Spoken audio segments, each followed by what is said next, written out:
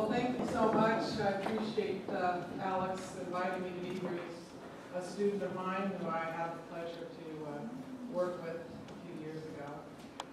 My specialty is in relational psychotherapy. My background is in Jungian and analytic, and also phenomenological. So I come from a very philosophical approach to working with individuals.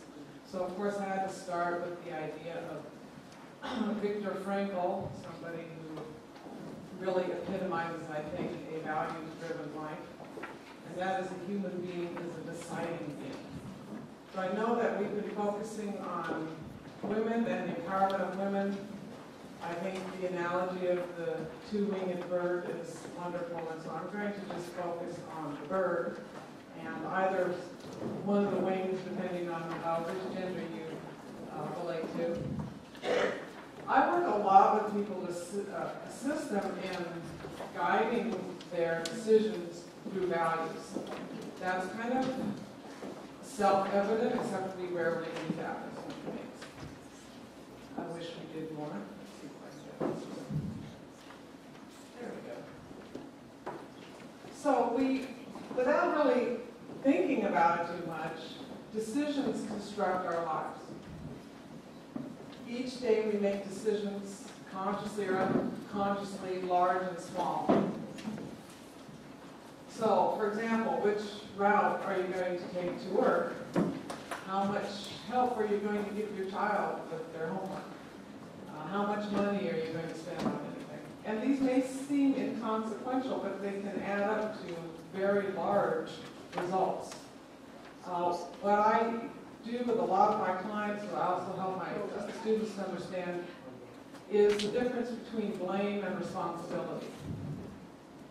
And I think this gets us out of victimization, which is can be quite an intriguing archetype, to use a Jungian term, because even though none of us wants to be victimized, sometimes you can get a lot of payoffs for being a victim.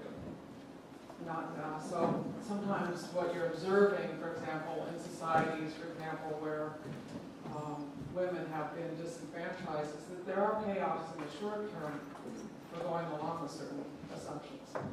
So for example, if you're driving to work and you decide to go a different route and you get into an accident, it's your responsibility because you chose that route. Nobody made you go that way, but you're not to blame necessarily unless you deliberately decided to cause an accident. So there's a distinction, though, that is important, and that is we have to be responsible for our decisions and our responses to whatever the world gives us. I started with the quote by Viktor Frankl, who was, and for those of you who don't know, was in a concentration camp, and he developed an approach to psychotherapy called logotherapy, which is wonderful. But what he discovered during his imprisonment was that nobody could take away his ultimate freedom, and that is his own thoughts. So I hear a lot from, I work with students a lot, I work a lot with clients, who are always disempowering themselves by saying, well, he made me. He made me mad, he made me do this, she made me come to therapy. I get that from a lot of husbands. And I would say, oh, did she have a gun to your head? Dragged you in here? Well, no. And even if she did, you still have the choice not to go. Now, sometimes we don't like our choices. But the thing I think that the existentialist got right is that we still have to deal with what we have. This choice or that. So how do we make these decisions?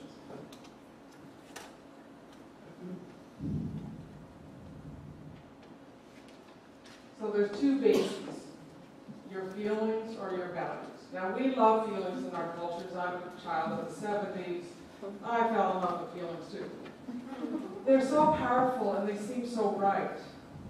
But as you all know, they changed. In my profession, we have a large manual called the Diagnostic Statistical Manual. And there is a category in there called personality disorders. Within that one, a very popular one these days is borderline personality disorder. I've noticed in the field of psychotherapy there's trends. For example, in the 50s, the popular diagnosis was schizophrenia. I don't know why. Not so popular now. Now it's borderline personality disorder. And a borderline personality disorder is somebody who you might say never met a feeling they didn't act on.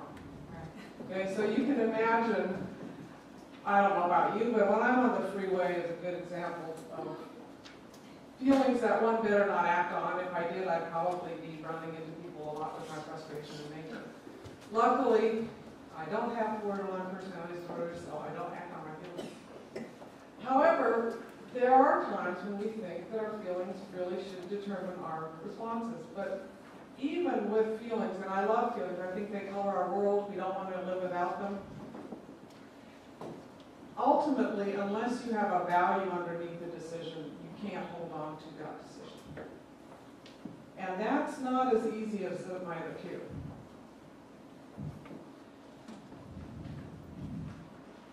So the result of a feeling-driven life is often confusion, because, as I said earlier, our feelings change.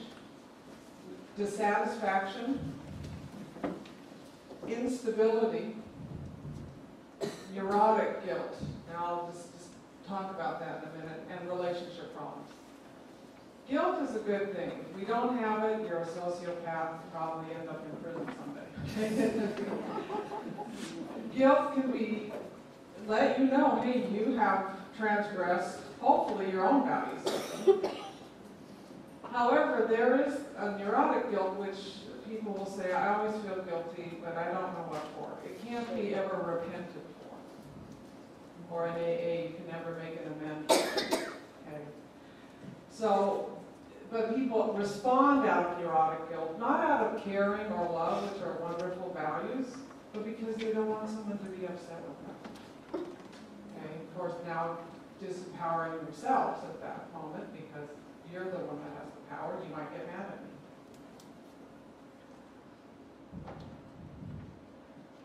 So I think physiologically, we talked a little bit earlier about biosocial responses. And whether you're a man or a woman, you have a brain. Then it's pretty much the same.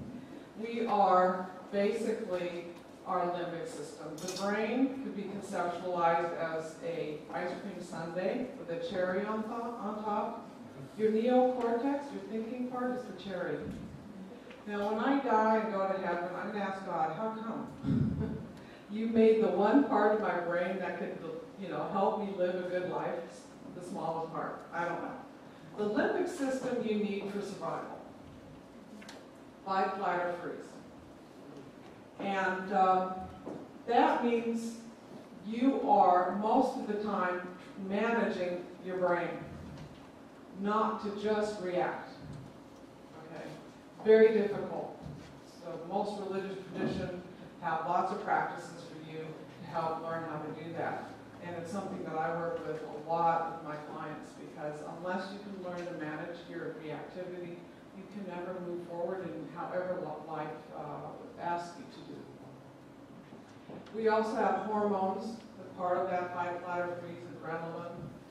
And when that happens, your neocortex becomes compromised. You cannot think clearly. I don't care who you are.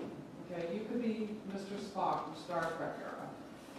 And logical thinking, and thinking you're being logical when everybody else knows you're being highly illogical. You've just shut down your feeling function.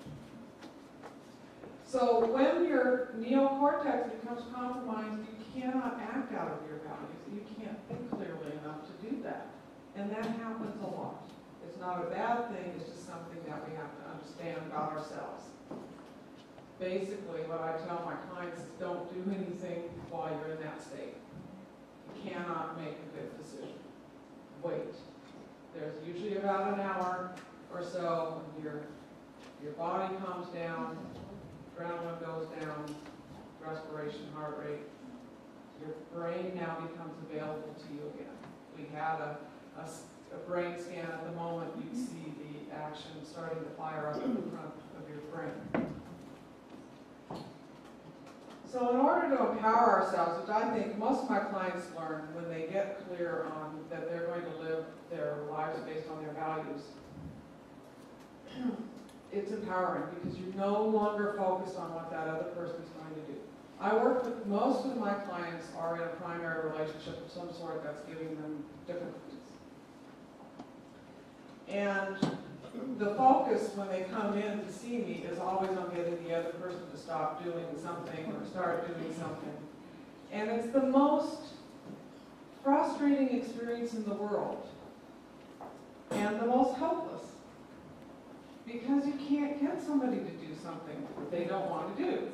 We think we can, but we really can't. We can manipulate, cajole, and those of you, I have children, it doesn't even matter. Yeah, I thought, okay, well, I could do that with my 2-year-old. If you've never had a 2-year-old, good luck. Okay, so now I have a 15-year-old, it's the same thing.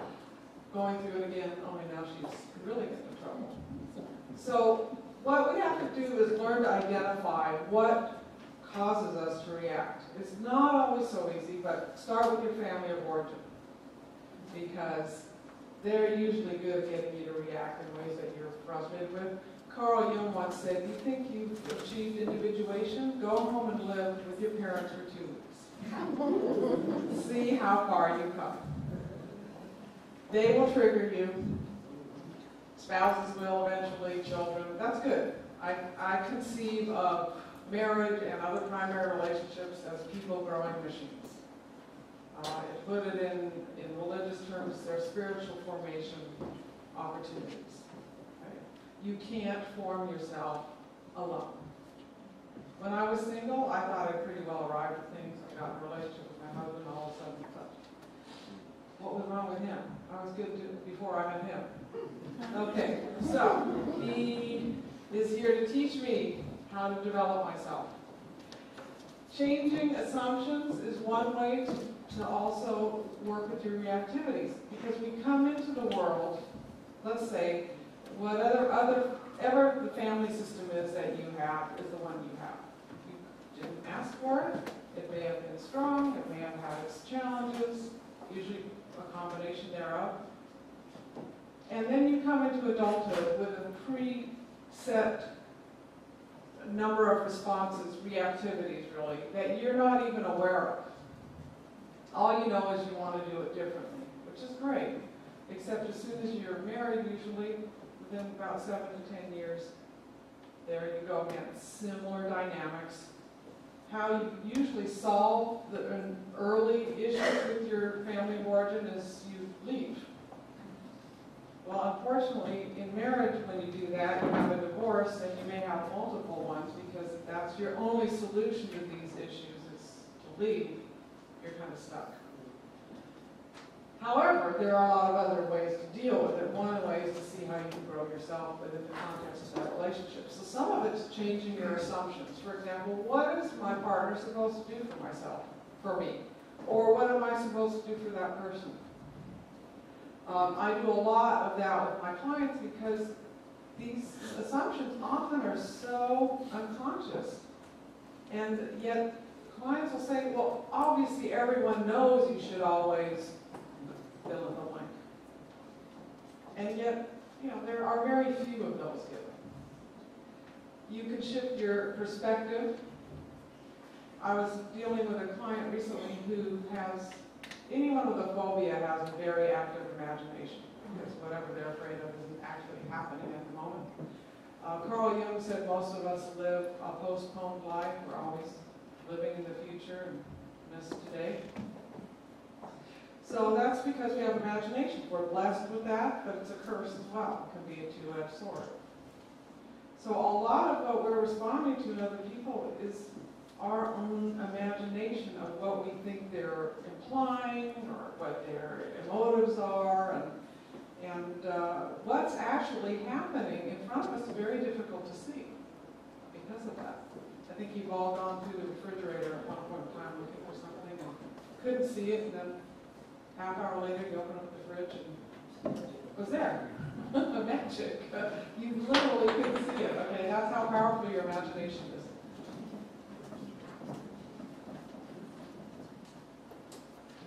So, learning to manage your biology.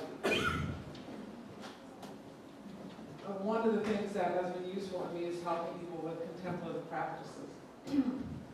Because not only is it a way to manage your physiology, it also opens you up to thinking about what's really important to you. Because our values are not always that self-evident. They're not really evident to ourselves. That's why being in a primary relationship can help you grow.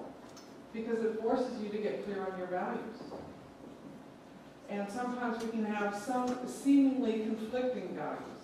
Okay, I really want my child to be happy, but I want them to be successful in life, and sometimes it seems like those two don't go together. Like, if I encourage my child to do this, they're not going to be happy. My husband wants me to do X, but if I do that, I might be giving up who I am fundamentally. How do we do this? If these things were all clear-cut, I'd be out of business, because it would be very easy to just say X, Y, or Z. But I don't think it's a problem that you have to wrestle with these. I think that you should be wrestling with these kinds of things. And the fact that you do get into circumstances at times where you do have to wrestle isn't a bad thing. I don't think it says anything about that relationship except for the fact that it's causing you to have to confront yourself. But one of the ways that can be useful is through a mindfulness practice, whether it's just sitting quietly and allowing your thoughts to come and go, following your breath, not attaching to a particular thought or feeling. That's been a tremendous help to most of my clients, and quite a number of my students. I just had a class where I had them practice this as part of an assignment. And it's always interesting when people sit quietly for 5 minutes how agitated they are. Buddhists call it monkey mind. I love that because always chattering monkeys, that's my thoughts. And the anxieties that arise when people are quiet. And these are students who are someday going to become psychotherapists. How difficult it is to sit quietly with yourself. Well, you can imagine if you can't sit quietly with yourself for 5 minutes, how can you respond to life in any thoughtful way? So we're born, one of our, as one of our speakers said, we're born very helpless. We don't have really any way to survive except to get very focused on our caregiver. So newborn baby, right out the chute, literally looks around at the mother's voice instinctively because that's the person who's going to, take care of you if you're going to survive. Okay, so we are hardwired to do that. The problem is when we're in primary relationships, we get so focused on the other, we lose ourselves. I've seen couples, they'll sit on my couch in front of me. One will be talking, the other one will say, there he goes again. But if you hold the eyebrow raised. Okay? Well, obviously that means I didn't even see the eyebrow going up. Okay? And I'm sure you've all done the same thing. Okay? Oh, you're giving me that look. What look? Oh, I know that look. So we are hypersensitive to people that we care about. And we often think, well, if they would quit doing the eyebrow lift, then we'd get along better. Okay, maybe so. If I drove down the road and got green lights all the time, my life would work better too. Unfortunately, I have to hit red lights. And I married a partner who may give me the eyebrow raise once in a while, and I've got to decide what I'm going to do. Okay. So, the focus is either going to get on the other person, whether it's a child. I work with people who have been unfortunate to have children who are involved in addictions. Talk about an anxious focus. What are they doing now? Who are they going out with? Are they doing this? Okay. So you feel impotent, frustrated, and you've lost yourself. In that moment, your thoughts are all on the other person. You have disappeared. So So I often will hear from people, I've lost myself in this relationship. Well, they're implying the other one made me lose myself. But you lost yourself is true. You gave yourself up. And when people get that, all of a sudden you see this kind of light bulb going on. Wait a minute. Huh. Okay, maybe there's something else I can do here besides getting X to do Y. So then you focus on yourself. People hear that as selfish. I'm not saying selfish. Selfish is still focusing on other people. Focusing on self is taking that anxious tractor beam off the other person, restoring it to yourself and saying, what are my options here? This could take quite a while. That's why the contemplative practices are useful, because you need to take a position. For example, if I'm working with a couple, and let's say, maybe I'm working with a wife, and her husband is an alcoholic. What's her position about that? I don't know. I can't tell her. Okay, there are some therapists that go, leave him, he's a jerk, he's an alcoholic. Okay, maybe they have those answers. I don't. And obviously it doesn't work anyway. What I want her to think about is, what is your value, for example, for marriage? How do you define a marriage? I have to do that when people have affairs. So I had a client who had an affair partner. His wife had an affair partner for 5 years. She supposedly gave up this other partner. We don't know for sure, but he was pretty clear. She had a lot of mementos of his around. She wouldn't reveal what they were. One of his positions was, well, first of all, for him, marriage was defined as one man and one woman. Other people can define their marriage how they want. That's the way our society is. But that was for him. And unfortunately for her, functionally, there were two men.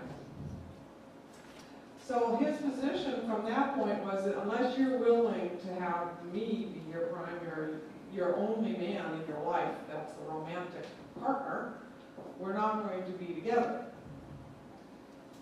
Didn't mean they had to divorce necessarily, but they weren't going to be living together. Now, that's not an ultimatum. An ultimatum is, you do that or else. The position is, I'm not willing to live with this. I'm not willing to live with you if you're going to be using cocaine or whatever the position is. So it has to be based on thoughts and values, and it has to come from a core of what's right for you. And some other external value system as well. One of the things I also ask people to do is your response going to increase the level of anxiety in your family system or in your job or whatever, or decrease to make it calmer? So if I'm working with a divorced couple and the ex-wife wants to get more child support, one of the things we look at is what's a way to approach that that's not going to up the ante? Because the first thing she's saying is, I'm calling my attorney and I'm letting him know. Okay, well that's going to increase the anxiety, and off you go to the races. Court system is now clogged with another couple, as opposed to a non-anxious response, which would be, calmly emailing or talking to her ex-spouse and going quickly. This is stuff that can take weeks. So if you think of someone who's a challenge for you to relate to, it doesn't have to be a family member, but often it is. And if you focus on the most frustrating characteristic about that person, think about it, get into the feeling of usually what happens, frustrating, or every time you call your grandmother, she says the same thing, why aren't you married yet, or whatever. And you told her 100 times, I'm not ready. Okay, so you end up having this in your mind. You end up feeling frustrated. Usually, why doesn't she get it? Okay, things like that. Okay, so if you think of that same scenario of calling grandma who thinks you should be married by now, and if you slow down your breathing and you allow your respiration to settle, usually something else will come up. Okay, grandma I usually tell my clients, put a bet on it, $25 gift card. If grandma says, when are you going to get married? Bingo, she said it. Yay! Okay, now your response to grandma is a lot different. And you're having a better experience of life, and you get the gift card. Go out and do something you like. So, because you can't change grandma anyway, right? So once you feel calm, think about that person. And generally, your response to that person will shift the dynamic in the relationship. In fact, you'll quit even being aware that your grandmother has asked you that question again. That's what the empowerment and the freedom is. It becomes a non-issue. And you end up actually being more values-driven. In the scenario of the grandma, who wouldn't say, I want to respect my grandmother, she's not going to be around forever, be a loving granddaughter. That's what's called taking a position. Okay.